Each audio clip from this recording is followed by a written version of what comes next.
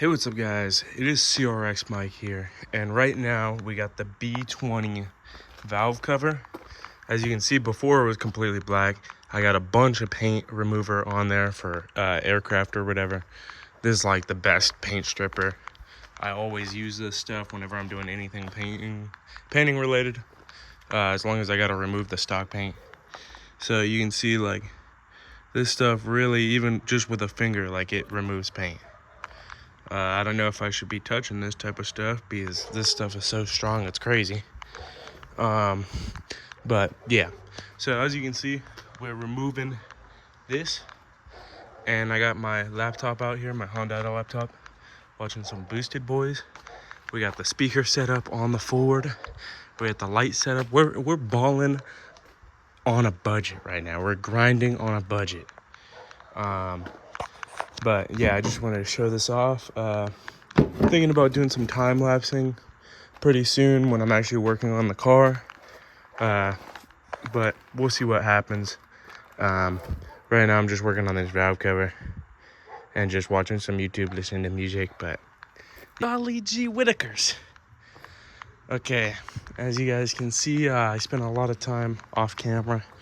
I got the valve cover pulled off. I got the manual intake manifold on, as you can see. So this is the one from the manual. It's got the fuel filter and the whatever that shitter EPA thing is.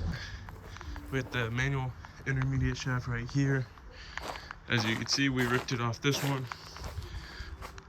Dude, getting that gasket off the OEM automatic gasket off of this.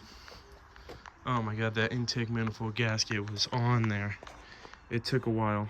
You guys can see we have the manual valve cover. It's not the best. You can see that spot right there. And on the center valley, it's kind of cooked a little bit, but I mean, it's better than stock in my opinion. What is, bro? What is this? But bro, what is happening, bro? All right, we in the hood, bro. I swear to God, bro. But now I'm trying to get the valve cover on today. I got a brand new valve cover gasket.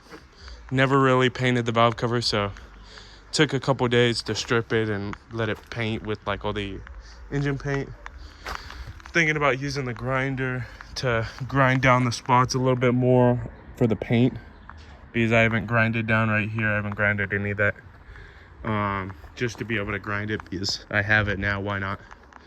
But yeah, just wanted to update you guys on the progress, and yeah. All right, here we are. We got the valve cover on. This took a while because I was trying not to get it dirty. It's not the best paint job. It's literally a spray can. I do not care. Okay, so you can see, where is it? There's a part on this side where there's no paint. Boom, right there. And there's a couple areas where it's like, you know, scuffed or whatever. I don't care. To me, it looks good. It is red, but it kind of looks like an orange.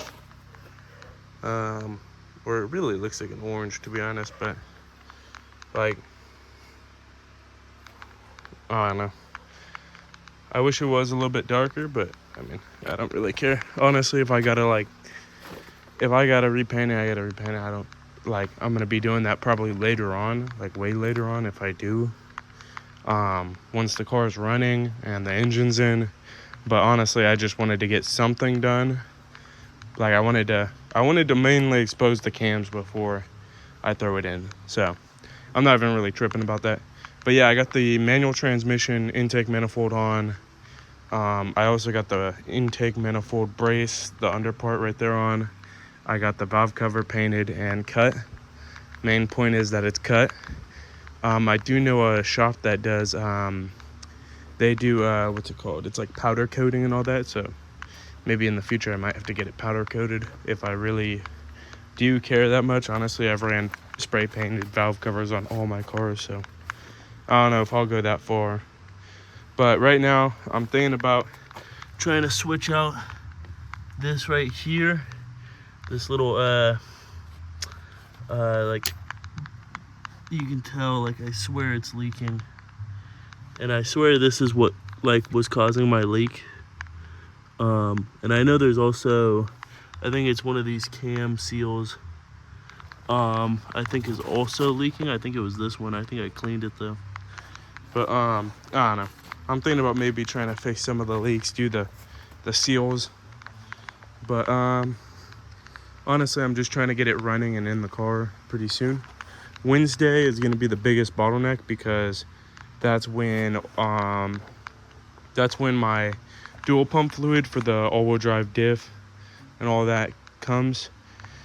And then also another huge setback is I got to get a clutch and flywheel. I could use the clutch and flywheel from Russell's, but I'm not sure. I'm not sure if he's trying to use them, so I want to get aftermarket ones.